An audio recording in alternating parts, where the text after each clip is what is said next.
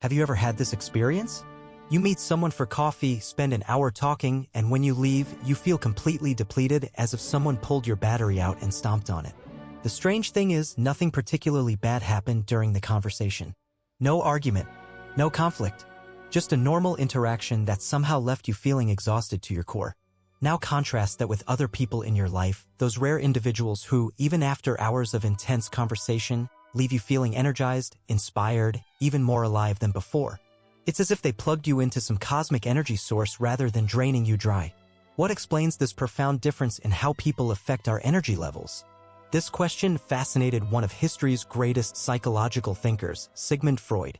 The Austrian neurologist and founder of psychoanalysis spent decades exploring the hidden dynamics of the human psyche, including the mysterious ways our unconscious minds influence our relationships. Freud didn't just see this as a matter of personality types or social skills. He believed something much deeper was happening, something rooted in our unconscious minds and the complex psychological forces that shape our relationships from early childhood. Today we're diving into Freud's insights to understand why some people drain your energy while others uplift you, and more importantly, what you can do about it. To understand Freud's perspective on energy-draining relationships, we first need to grasp his concept of psychic energy, which he called libido. For Freud, libido was primarily sexual in nature, but it represented the fundamental driving force behind all human behavior and relationships. Freud saw this energy as limited and finite, like a closed economic system. When it's invested in one area of the psyche, it's withdrawn from others.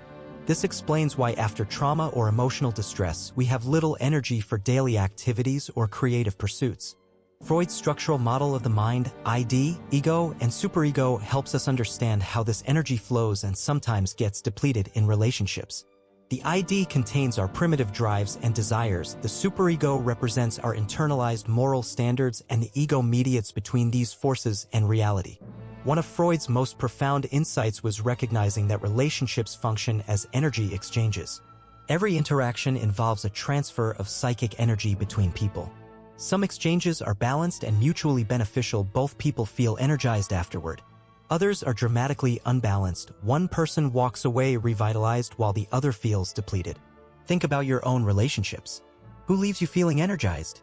Who consistently leaves you feeling drained? According to Freud, these feelings aren't just subjective impressions, they reflect actual psychological processes occurring beneath the surface of your interactions.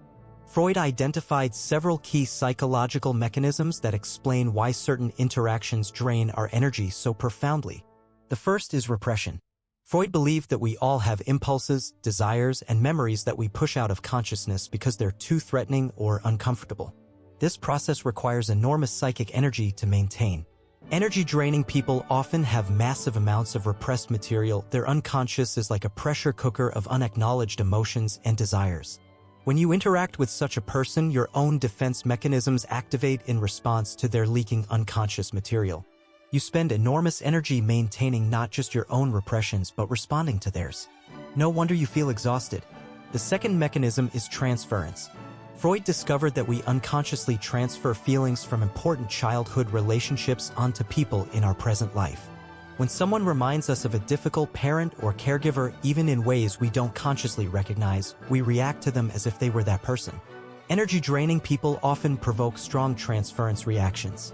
Something about them, their tone, mannerisms, or patterns of relating, triggers your childhood patterns. You respond not just to them, but to the entire emotional history they've unintentionally activated. This process consumes tremendous psychic energy.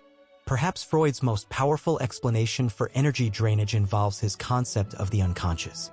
The unconscious mind operates according to what Freud called primary process thinking, a chaotic, contradictory realm where logic doesn't apply and time doesn't exist. When someone hasn't developed a strong ego to mediate between their unconscious and the external world, their primary process thinking leaks into interactions. Being around such a person becomes exhausting because you're constantly responding to both their conscious communication and the unconscious material infiltrating the interaction. As Freud wrote, the unconscious is the larger circle which includes within itself the smaller circle of the conscious. Based on Freud's insights, we can identify several patterns of energy-draining people you'll likely recognize from your own life. First is the oral personality. This person never developed beyond what Freud called the oral stage of psychosexual development. They have insatiable emotional needs, constantly seeking reassurance, attention, and care. Like an infant who cannot self-soothe, they look to others to regulate their emotions. The oral personality drains your energy through their endless neediness, pulling you into a parental role that leaves you emotionally depleted. Next is the neurotic. In Freudian terms, neurosis results from conflicts between the id's desires and the superego's moral prohibitions. The neurotic expends enormous energy maintaining their own psychological defenses, and they pull you into their internal conflicts. Interactions with them feel like walking through a minefield because so many topics trigger their unresolved anxieties. You spend your energy tiptoeing around these triggers rather than engaging authentically. Then there's the narcissist. Freud described narcissism as an early developmental stage where the libido is invested in the self rather than in others. The pathological narcissist never fully developed the capacity for object love, investing emotional energy in other people for their own sake.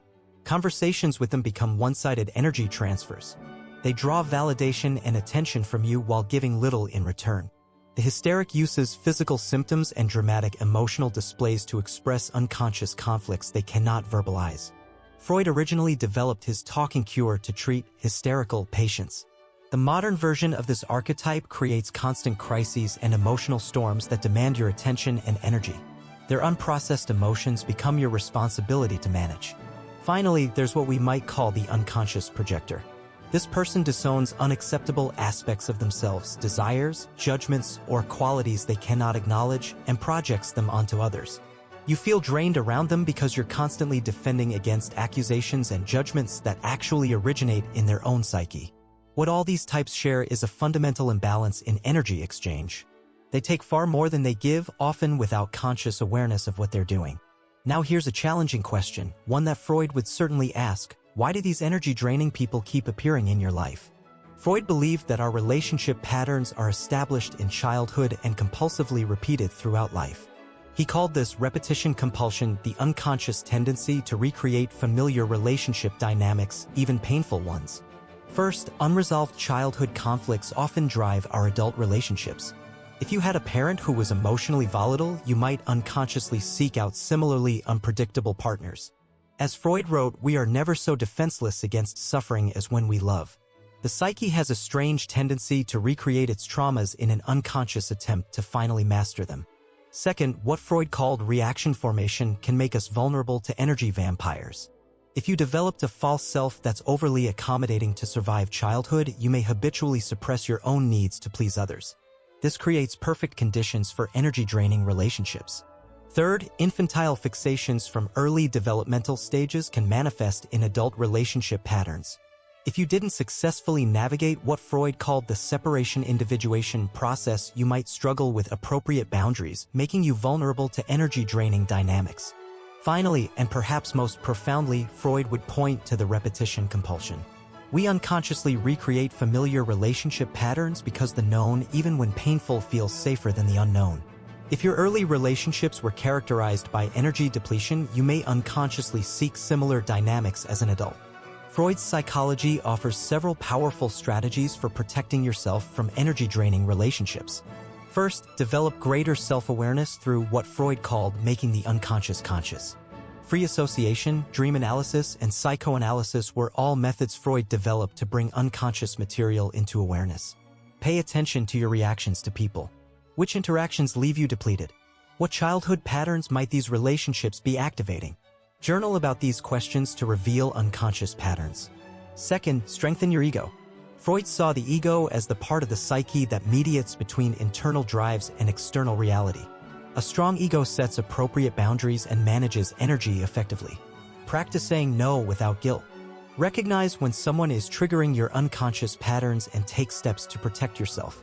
Third, become aware of your own transference. When someone provokes an intense emotional reaction, positive or negative, ask yourself if they remind you of someone from your past. Are you responding to them or to a childhood figure they represent? Recognizing transference reduces its power to drain your energy. Fourth, resolve fixations from early developmental stages. Freud believed that we can get stuck at particular psychosexual stages, creating relationship patterns that persist into adulthood. Identifying and working through these fixations, whether oral, anal, phallic, or Oedipal, helps free you from compulsively recreating energy-draining dynamics. Finally, do the deep work of resolving childhood conflicts.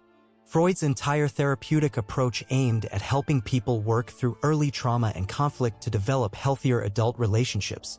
This might involve psychotherapy, psychoanalysis, or other methods of examining your early life experiences and their impact on your current relationships. Remember that energy exchange happens in all relationships, but it should be relatively balanced over time. When you consistently feel depleted after seeing someone, your body and psyche are sending you important messages. Don't ignore them. By becoming more conscious of the unconscious dynamics in your relationships, you gain the power to transform them. You can recognize repetition, compulsion, and transference for what they are. You can set boundaries that protect your vital energy. You can choose connections that nourish rather than deplete you. Freud wrote that being entirely honest with oneself is a good exercise. Honesty about the people who drain your energy and your own role in allowing it is the first step toward more balanced, energizing relationships. Your energy is precious. You have every right to protect it, direct it, and share it only with those who respect its value.